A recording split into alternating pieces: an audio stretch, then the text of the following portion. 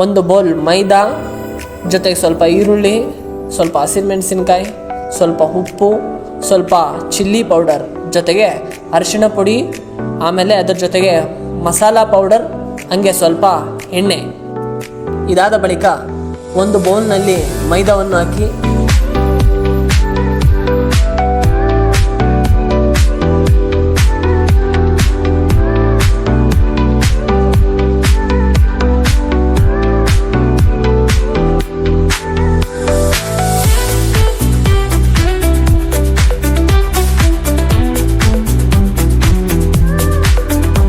ಅದಕ್ಕೆ ಸ್ವಲ್ಪ ಉಪ್ಪು ಹಾಕಿ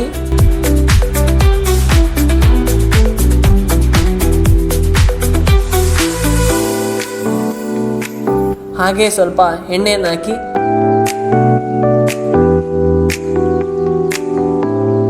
ಚೆನ್ನಾಗಿ ಮಿಕ್ಸ್ ಮಾಡಿ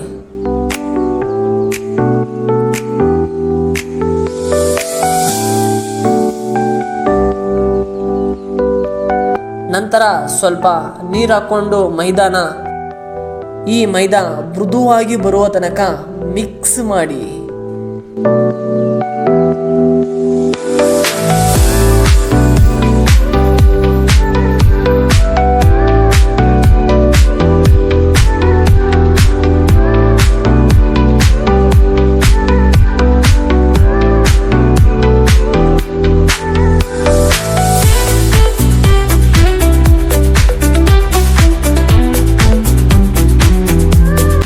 ಇದಾದ ಬಳಿಕ 10 ನಿಮಿಷ ಮುಚ್ಚಿ ಇಡಿ.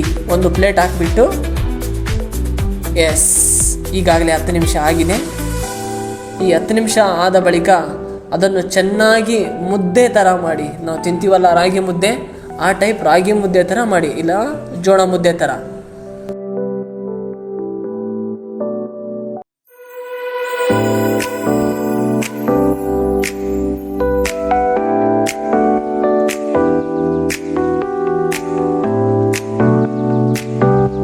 ನೆಕ್ಸ್ಟ್ ಅದನ್ನು 4 ಭಾಗಗಳಾಗಿ ವಿಂಗಡಣೆ ಮಾಡಿರಿ. 4 ಪಾರ್ಟ್ಸ್ ಆಗಿ ವಿಂಗಡಣೆ ಮಾಡಿ ಉಂಡೆ ಥರ ಮಾಡ್ಕೊಳ್ಳಿ.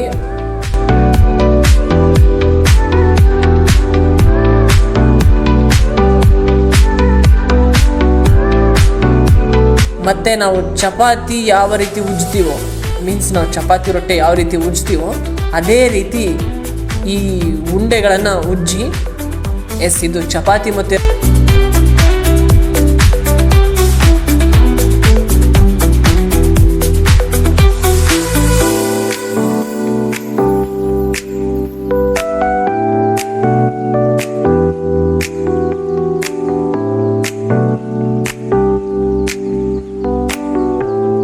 ರೊಟ್ಟಿ ಆಕಾರ ಥರ ರೌಂಡ್ ಆಗಿದೆ. ಈಗ ಒಂದು ಸ್ಕೇಲ್ ತೊಗೊಂಬಿಡಿ. ಸ್ಕೇಲ್ ನಮ್ಮ ಚಿಕ್ಕ ಮಕ್ಳ ಹತ್ರ ಇರುತ್ತಲ್ಲ, ಐರನ್ ಸ್ಕೇಲ್ ಟೈಪು, ಆ ಥರ ಐರನ್ ಸ್ಕೇಲ್ನ ತೊಗೊಂಡ್ಬಿಟ್ಟು ಬಾಕ್ಸ್ ಟೈಪ್ ಥರ ಕಟ್ ಮಾಡಿ. ಯಾಕೆಂದರೆ ಬಾಕ್ಸ್ ಟೈಪು ಸಮೋಸಕ್ಕೆ ಬಹಳ ಅನುಕೂಲ, ಹಂಗಾಗಿ ಬಾಕ್ಸ್ ಟೈಪ್ ಥರ ಕಟ್ ಮಾಡಿ.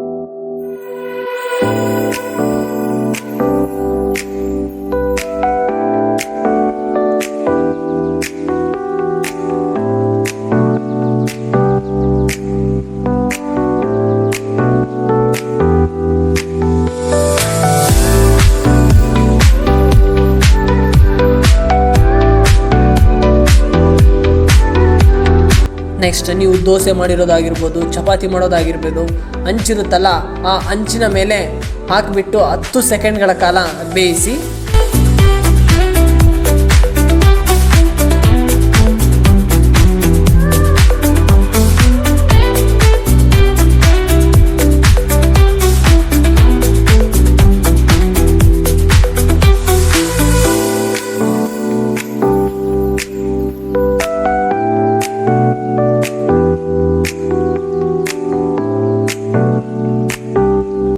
ಎಸ್, ನಾವು ಮುಂಚೆ ಹೇಳ್ದಂಗೆ ಅದನ್ನು ಸ್ವಲ್ಪ ಸುಟ್ಟಿದಾದ್ಮೇಲೆ ಬಾಕ್ಸ್ ಶೇಪಲ್ಲಿ ಕಟ್ ಮಾಡ್ಕೊಳ್ಳಿ ನಿಮ್ಮ ಸ್ಕೇಲಿಂದ.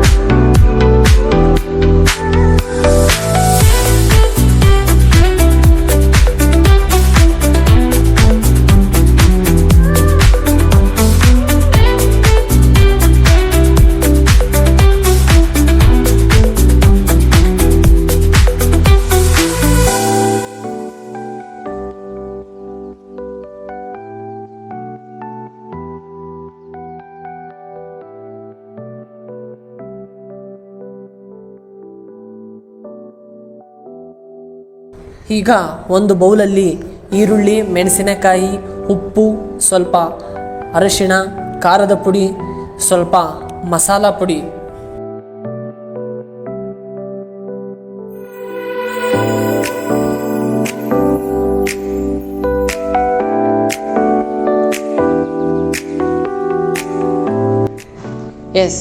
ಈಗ ಆಗಲೇ ತಟ್ಟೆಯಲ್ಲಿ ಕಟ್ಟಿ ಮಾಡಿದ್ದ ಹಿಟ್ಟನ್ನು ತಗೊಂಡು ಅದಕ್ಕೆ ಮೈದಾ ಗಮ್ಮನ್ನು ಹಚ್ಚಿರಿ.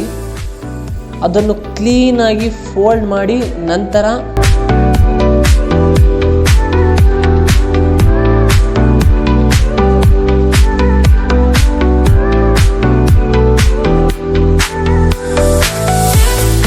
ಅದರ ಒಳಗೆ ಆಗಲೇ ನಾವು ಮುಂಚೆ ರೆಡಿ ಮಾಡಿದ್ವಲ್ಲ ಐಟಮ್ಸನ್ನು ಹಾಕಿ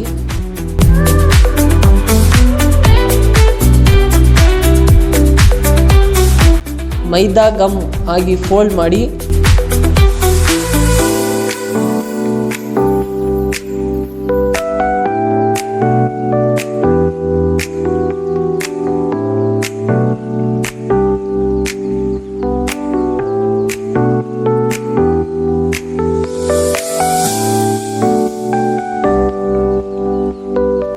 ಒಂದು ಬಾಂಡ್ಲಿಯಲ್ಲಿ ಎಣ್ಣೆ ಕುದಿಸಿ ಅದರ ಒಳಗೆ ಸಮೋಸಗಳನ್ನು ಹಾಕಿ ಬೇಯಿಸಿ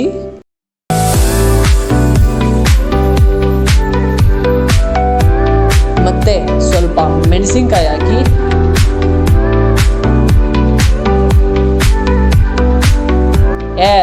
ನೀವೀಗ ನೋಡ್ಬೋದು, ನಾವಾಗಲೇ ಹೇಳಿದ್ವಲ್ಲ ಸಿಕ್ಕಾಪಟ್ಟೆ ರುಚಿಯಾಗಿರುವಂತಹ ಸಮೋಸ ನಮ್ಮ ಕಣ್ಣ ಮುಂದೆ ಇದೆ, ರೆಡಿಯಾಗಿದೆ. ಇದೇ ರೀತಿ ಇನ್ನೂ ಹೆಚ್ಚಿನ ಅಡುಗೆಗಳನ್ನು ನೀವು ಕಲಿಯಲು ಈ ನಮ್ಮ ಸಿಂಧು ಕುಕಿಂಗ್ ಚಾನಲನ್ನು ಸಬ್ಸ್ಕ್ರೈಬ್ ಮಾಡಿ. ಜೊತೆಗೆ ಈ ಒಂದು ವಿಡಿಯೋ ಹೇಗಿತ್ತು ಅನ್ನೋದನ್ನು ಕಮೆಂಟ್ ಮಾಡಿ, ಲೈಕ್ ಮಾಡಿ. Thank you all.